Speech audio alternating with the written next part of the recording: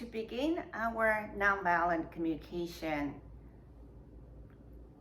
the language of life, learning journey today, I would like to introduce you these chairs. I call them 4-chair transformation.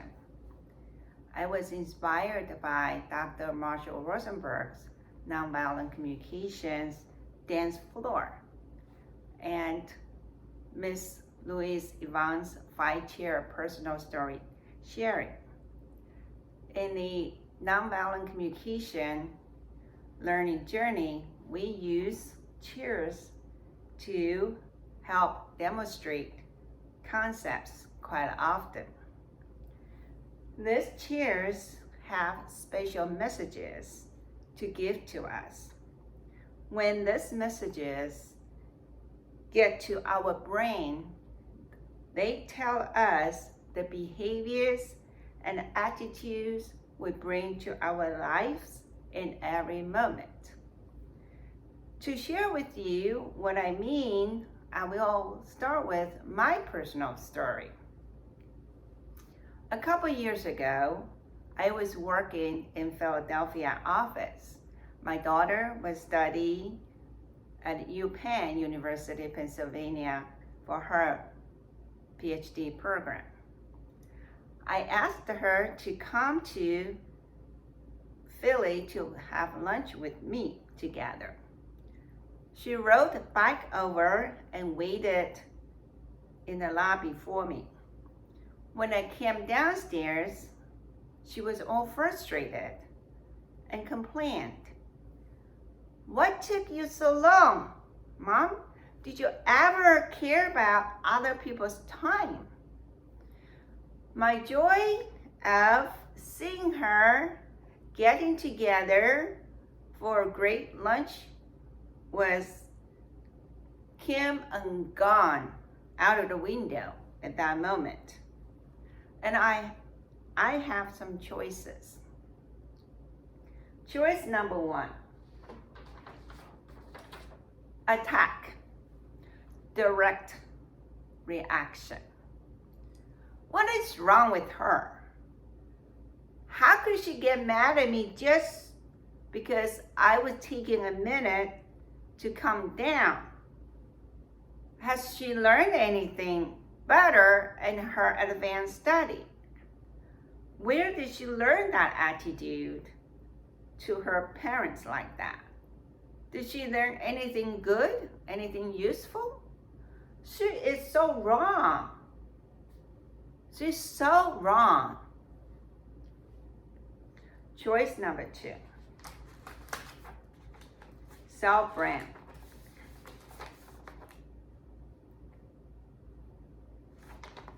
This was a mistake. What a bad idea to get her out from her busy schedule, my busy schedule. What was I thinking? What a stupid idea to ask her out. She just going to stay mad like that throughout the lunch, ruin my day. She's probably even thinking I'm a bad mom, that I don't care about her. Yes, I'm a bad mom. What a terrible idea. What a bad idea. Then what? She's right. I'm just a bad mom. That I didn't care about her schedule, her busy time. Choice number 3, self-empathy. Wow, I'm really feeling sad right now. I'm so disappointed. It's really important to me to see my daughter and spend some quality time with her. I'm feeling so unloved. I'm so lonely, and I'm just so longing for her hug, to feel close to her. And I'm always open door for her.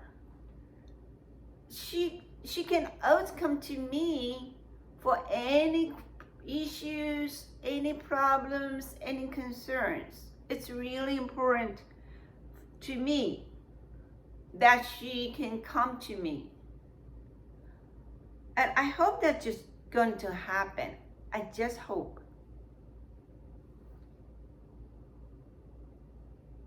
I'm just so disappointed right now. Choice number 3. Connection. After I have identified my feelings and my needs, I'm feeling sad because my need of joy for seeing her happy. I'm feeling disappointed because for the need of a good time together. I'm feeling upset for need on my own day, the quality of my life and the quality of her life, to see that quality time for the need of that quality time with her. So after I identified my own feelings and needs, I became curious about how is it for her? What is alive in her? I really like to connect with her. What do I need to do that? How can I accomplish that to make connection with her? So the choices we made have direct impacts to the conversation we have, the relationships we form, and the quality of our lives that we live in. So how can we be more conscious about the choices we make? Some of those choices of behaviors can be toxic, harmful to our health, and damage to the relationships we form with the other person. Yet, we often got stuck in those two chairs, in those two choices. So the idea of learning nonviolent communication is to help us slow down our behaviors and evaluate them and analyze what is going on to ourselves and to others, the other person. What's going on to ourselves? Am I having a rapid heartbeat? Am I feeling the blood rush into my brain? Am I having shortness of breath? Am I feeling my numbs in my arms and legs? Am I feeling stomach cramping? Do I feel my heart aches? Anything happening to us on our body physically? And then to help us to see what's going on with them. So what I would like to do is to look at these choices again and explain these chairs amount of relationship with the choices. So chair number 1, juggle. Juggle, number 1 juggle chair. Juggle is incredibly intelligent, quick to analyze things, very protective of themselves, always ready to attack. When we sit in this chair, we can see others' mistakes very logically, explain them and say it out loud what they did wrong, how they can do better, and we can analyze everybody's shortness. In this chair, we love to blame, complain, punish, and having fun to judge. So this chair is also called Mr. Mrs. Right, because being right from wrong is very important to juggle. It is one of the juggle's biggest needs. I'm right, being right. So chair number 2 is self-blame. Also a juggle, but it's juggle in. It's a chair that we're sitting in here, we blame ourselves.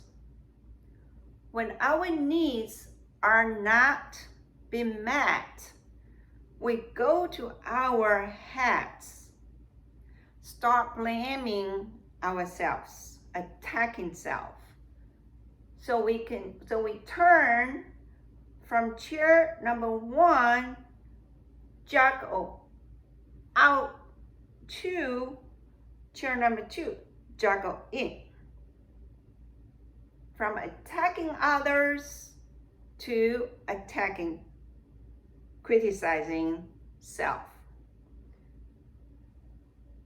I am a failure. I am a loser. I can't do this. Nobody believes me. In this chair, we have fears. Fear of disappointing, fear of failing, fear of loneliness. We also play the victims. No one loves, no one cares for me. No one loves me. No one respects me. So when we're stuck in this chair, depression is the inevitable result. The longer we're stuck in this chair, the deeper, more severe depression we cause into ourselves. When we are stuck in these 2 chairs, juggle in, juggle out, the quality of our lives suffer. However, we do often stuck in these 2 chairs. We sometimes switch from Jacko in, criticizing self, to Jacko out, criticize others, from Jacko out, criticize others, to Jacko in, criticize ourselves. We're switching between these two chairs. So NVC, nonviolent communication learning, helps us by training us to be more conscious of what are we telling ourselves that is making us so miserable and depressed. NVC helps us transform our behaviors from these two chairs into the next two chairs. So, chair number 3.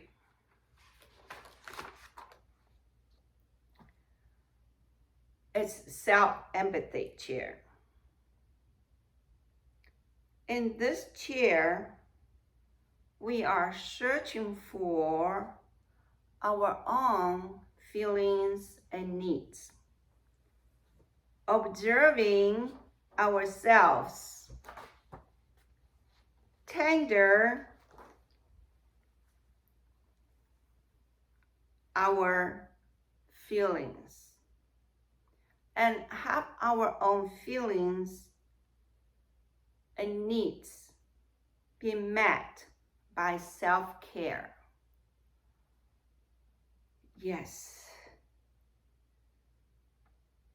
I feel sad, and I understand why, because I wanted to have a good quality spending time with my daughter, watching her being upset and frustrated. I feel my need of having a quality time that see her being joyful is not being met. But it's okay, and we understand why. Yes, I'm disappointed, and I understand why. So we identify our own feelings and the unmet needs, and we place each feeling in its own room. Because our heart is like a big temple. It has many, many rooms, and each room deserves each feeling deserves its own room, and we soothe our feelings, and we have our own needs met by self-care. So we give ourselves empathy. In this chair, we can be very powerful. We don't give our power away. In these two chairs, we give our power away.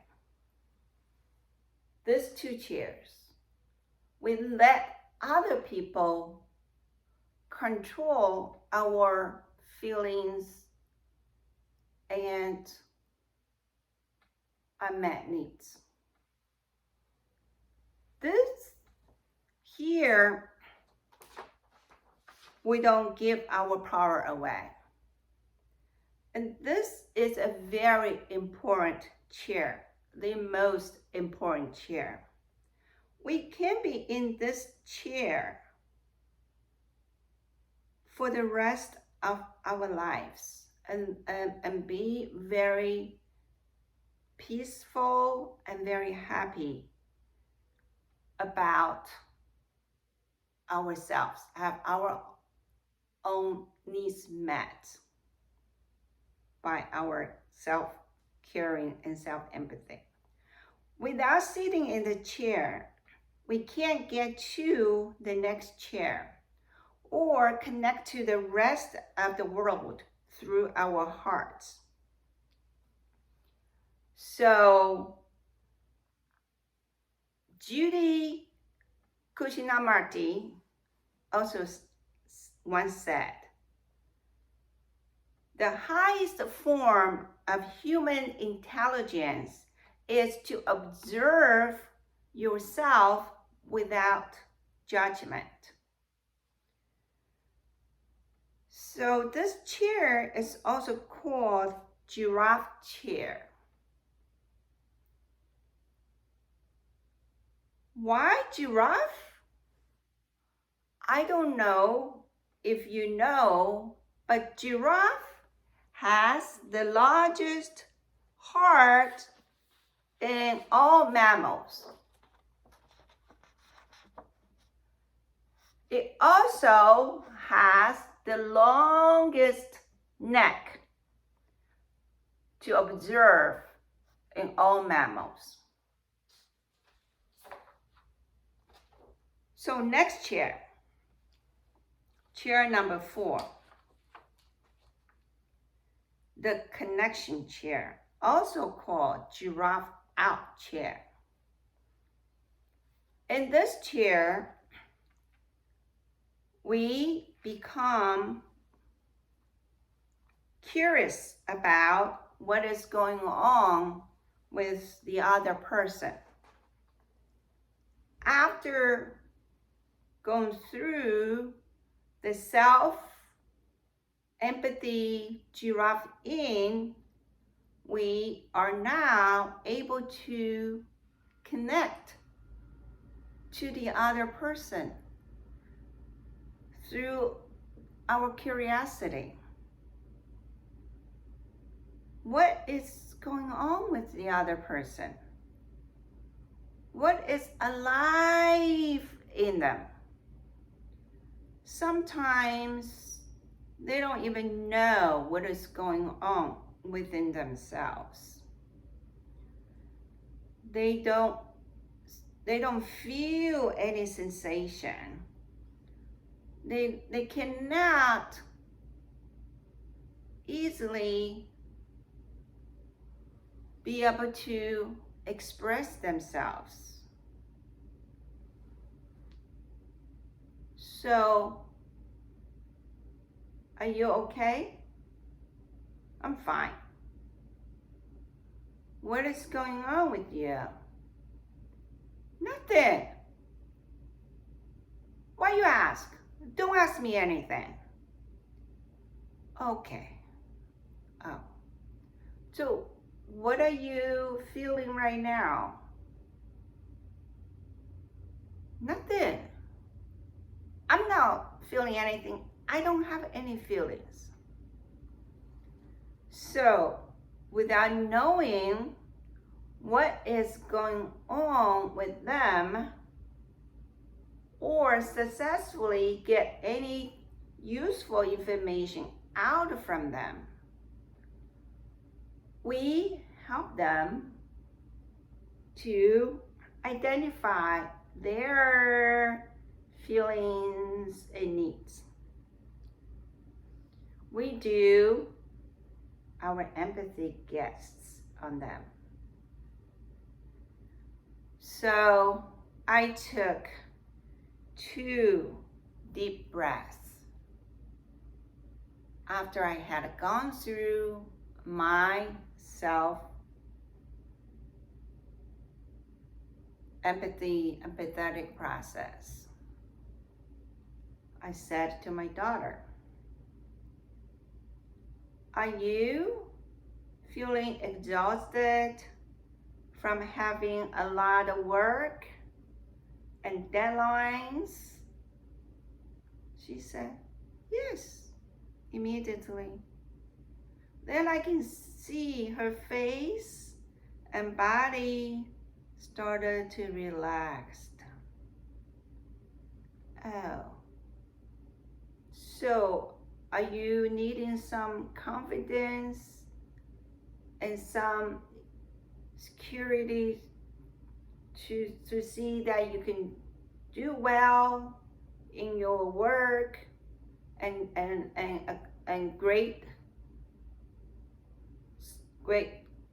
results from your final exams? Yes.